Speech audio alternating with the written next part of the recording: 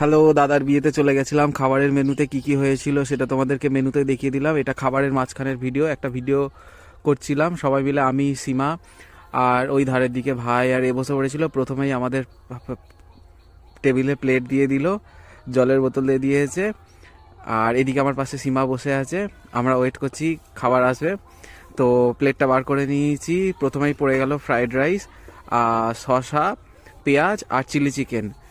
তারপরে এখানে হচ্ছে কি একটা জিনিস দেখলাম যে এখানে প্রথমে ফ্রাইড রাইস আর চিলি চিকেন দিয়ে দিয়েছে। তারপরে এসছিল সাদা ভাত, আমি সাদা ভাত স্কিপ করে গেছি। তারপরে ডাল আর এখানে ফ্রেঞ্চ ফ্রাই হয়েছিল। তারপরে এসছিল কাতলা কালিয়া। তো আমি এগুলো সব ফ্রাইড রাইসের সাথেই খাচ্ছিলাম, সাদা ভাত প্লেন ভাতটা নিইনি আমি। এরপরে আসবে আমাদের চিকেন কষা, এখানে দেশি মুরগির চিকেন কষা লাল লাল করে দারুণ বানিয়েছিল। তারপরে এসছিল চাটনি, পাঁপড়। তারপরে এসছিল সন্দেশ। তারপরে এসছিল রসগোল্লা।